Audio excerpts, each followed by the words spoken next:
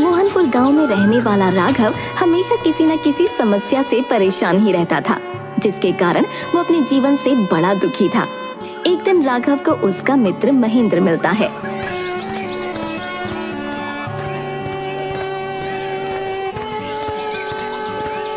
महेंद्र राघव से, क्या बात है मित्र, बहुत परेशान लग रहा है। क्या मैं तुम्हारी कोई मदद कर सकता हूँ? सही पहचाना तुमने, परेशान तो मैं हूँ, लेकिन अब मैं अपनी परेशानियों से बहुत दुखी हो चुका हूँ यार। एक समस्या खत्म होती नहीं कि दूसरी समस्या सामने आकर खड़ी हो जाती है। ये जीवन भी कैसा है न जाने, समस्याओं से भरा हुआ। हर समस्या का समाधान भी होता है यार, तुम ये क्यों भूल जाते हो? समाधान तो होता है, परंतु कब तक हम जीवन की समस्याओं का समाधान ढूंढते रहेंगे? यही तो जीवन है। तुम रहने दो, तुमसे तो कुछ कहना ही बेकार है। राघव वहां से चला जाता है। रास्ते में राघव को उसका छोटा भाई केशव मिलता है। भैया आप कहाँ थे? हम कब से आपको ढूंढ रहे हैं। भाभी ने बाजार से कुछ सामान मंगवाया है, मुझे पैसे दे दो, मैं लेकर आता हूँ। तुम्हारी भाभी को पैसे खर्च करने के सिवा कुछ और आता भी है? बस सारा दिन बाजार से सामान मंगवाती है। कभी ये भी सोचा है तुम लोगों ने कि पैसे कैसे आते हैं? भैया आप मुझ पर गुस्सा क्यों कर रहे हो? गुस्सा ना करो तो क्या करूं बताओ? तुम सब में कोई भी नहीं है जो मुझे समझ सके। आप खुद जाकर भाभी से बात कर लीजिए, आपसे तो बात करना ही बेकार है। केशव वहां से चला जाता है। राघव के पिता की मृत्यु बहुत कम उम्र में हो गई थी, जिसकी वजह से राघव के ऊपर पूरे परिवार की जिम्मेदारी थी। परिवार की जिम्मेदारी और जीवन की समस्याओं ने उसे चिड़चिड़ा बना दिया था। तभी उसे गांव के हरिया काका मिलते हैं। अरे क्या बात है राघव, कहाँ जा रहे हो बेटा? कहीं नहीं काका, घर जा रहा हूँ। और कोई जगह है इस दुनिया में जहाँ जाया जा सके?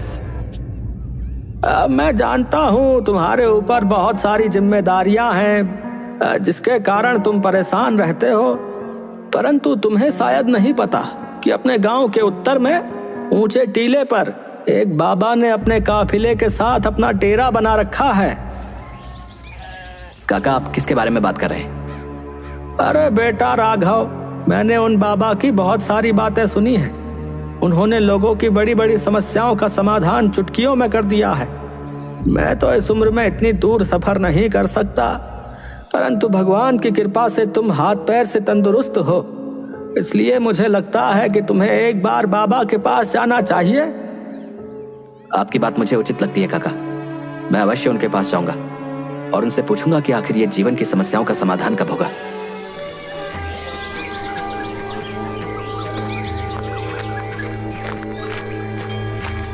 शाम को ही राघव बाबा के पास पहुंच जाता है। कुछ समय प्रतीक्षा करके उसे बाबा से मिलने का अवसर प्राप्त होता है। प्रणाम बाबा जी, मैं अपने जीवन में एक के बाद एक आ रही समस्याओं से बहुत परेशान हूँ। एक से छुटकारा मिलता नहीं कि दूसरे सामने खड़ी हो जाती है। बाबा जी कैसी समस्याएं पुत्र? तुम मुझसे खुलकर बात कर सकते हो। तुम्हारे मन में जो भी विचार हैं, जो भी प्रश्न है, दिल खोल कर बोलो। समस्याएं? एक समस्या हो तो बोलो बाबा जी, यहाँ तो समस्याओं की पूरी लिस्ट है। कभी घर की समस्याएं, कभी काम की समस्याएं, कभी स्वास्थ्य की समस्या, और न जाने कितनी समस्याएं। ऐसा लगता है कि मेरा पूरा जीवन समस्याओं से घिरा हुआ है। कृपा करके कुछ ऐसा उपाय बताएं कि मेरे जीवन की सारी समस्याएं खत्म हो जाएं बाबा जी, और मैं शांतिपूर्वक खुशहाल जीवन जी सकूं। बेटा, मैं तुम्हारी समस्या समझ गया हूं। उन्हें हल करने के उपाय मैं तुम्हें कल बताऊंगा। आज बहुत देर हो गई है और तुम भी सफर करके आए हो। आज आराम करो, कल मैं अवश्य तुम्हारी समस्याओं का हल तुम्हें बता दूंगा। क्या आराम करूं बाबा, मुझे तो रात को नींद भी नहीं आती। अच्छा, तो तुम्हें नींद नहीं आती तो तुम मेरा एक छोटा सा काम कर दो बेटा। कैसा काम बाबा जी, बताइए। बेटा, मेरे साथ काफिले में 100 ऊंट भी हैं। मैं चाहता हूं कि आज रात तुम ऊंटों की रखवाली करो, और जब सभी ऊंट बैठ जाएं तो तुम भी थोड़ी देर लेट जाना और आराम कर लेना। ठीक है बाबा, इस काम में तो मुझे ज्यादा समय नहीं लगेगा। बाबा राघव से विदा लेकर अपने तंबू में सोने चले गए। राघव बाबा के ऊंटों की देखभाल करने लगा। अगली सुबह बाबा ने राघव को बुलाकर पूछा, पुत्र, तुम्हें रात को नींद तो अच्छी आई ना? आराम मिला? सफर की थकान मिट गई? कहां बाबा, पूरी रात में एक पल के लिए भी सो न सका। मैंने बहुत प्रयास किया कि सभी ऊंट एक साथ बैठ जाएं, ताकि मैं चैन से सो सकूं, लेकिन मेरा प्रयास सफल ना हो सका। कुछ ऊंट तो स्वतः बैठ गए, कुछ मेरे बहुत प्रयास करने पर भी नहीं बैठे। अच्छा, तो मतलब तुम पूरी रात सो भी ना सके? नहीं बाबा, एक पल को भी चैन नहीं मिला। कुछ ऊंट तो मेरे कहने से बैठ भी जाते थे, लेकिन उन्हें बैठाता था तब तक दूसरे खड़े हो जाते थे। इसी तरह पूरी रात बीत गई और आपके ऊंटों ने मुझे एक पल के लिए भी सोने नहीं दिया। यदि मैं गलत नहीं हूं तो तुम्हारे साथ कल रात ये हुआ। कई ऊंट खुद ब खुद बैठ गए, कई को तुमने अपने प्रयासों से बैठाया, कई बहुत प्रयास के बाद भी नहीं बैठे। बाद में तुमने देखा कि उनमें से कुछ अपने आप बैठ गए। बिल्कुल ऐसा ही हुआ। अच्छा, तो ये तो बहुत बड़ी समस्या है, परंतु कल रात तुमने कुछ सीखा? ऊंट के साथ क्या सीखना बाबा जी, वो तो जानवर है।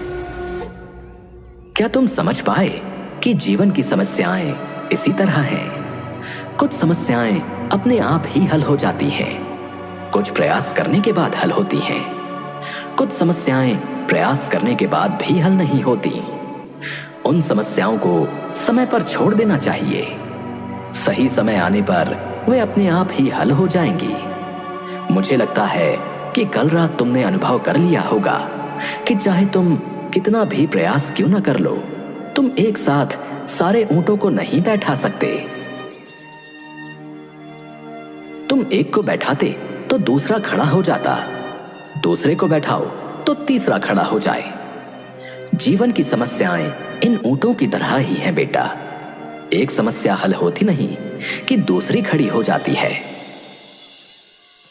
परंतु इन समस्याओं का कोई तो अंत होगा ना बाबा? समस्याएं जीवन का हिस्सा हैं और हमेशा रहेंगी। कभी ये कम तो कभी ज्यादा होती हैं। बदलाव तुम्हें स्वयं में लाना है और हर समय इनमें उलझे रहने के स्थान पर इन्हें एक तरफ रखकर जीवन में आगे बढ़ना है। बाबा, मुझे आपकी बात समझ में आ गई है। मैं आपसे वादा करता हूं कि आगे से कभी भी अपने जीवन की समस्याओं को खुद पर हावी नहीं होने दूंगा। चाहे सुख हो या दुख, जीवन में हमेशा खुशी खुशी आगे बढ़ता चला जाऊंगा। तुमने बिल्कुल सही निश्चय किया है पुत्र, और तुमने मुझे विश्वास दिलाया है, और मुझे विश्वास है कि तुम अपने निश्चय पर दृढ़ रहोगे। बाबा, मेरे मन में एक और सवाल है, क्या मैं आपसे पूछ सकता हूं?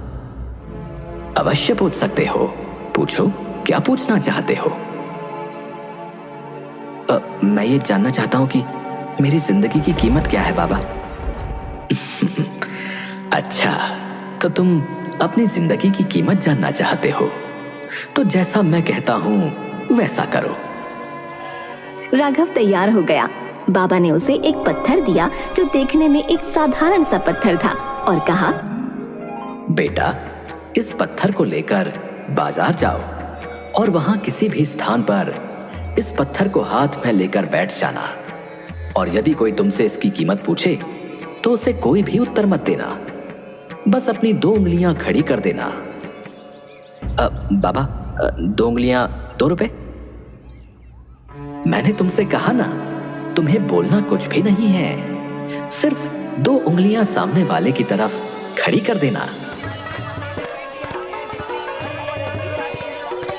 बेटा, इस पत्थर की क्या कीमत है? राघव ने कोई उत्तर नहीं दिया, बस बाबा के कहे अनुसार अपनी 2 उंगलियां खड़ी कर दी। अच्छा, तो इस पत्थर की कीमत 200 रुपए है। ठीक है, मैं तुम्हें 200 रुपए देता हूँ और इस पत्थर को खरीद लेता हूँ। मुझे ये पत्थर दे दो। बूढ़े व्यक्ति की बात सुनकर राघव हैरान हो गया। उसने अपने मन में कहा, एक साधारण से दिखने वाले पत्थर के लिए कोई 200 रुपए भी दे सकता है भला? खैर, मुझे क्या करना है, मुझे तो ये पत्थर वैसे भी बेचना नहीं है। राघव बिना कुछ बोले वहां से उठा और बाबा के पास आया।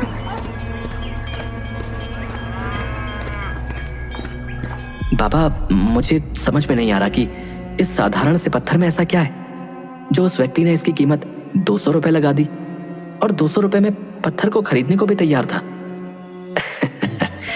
इस बार तुम ये पत्थर लेकर एक धार्मिक स्थान पर जाओ, परंतु ध्यान रहे वहां भी तुमसे कोई अगर इस पत्थर की कीमत पूछे तो तुम्हें सिर्फ 2 उंगलियां खड़ी करनी है, मुंह से कुछ भी नहीं बोलना।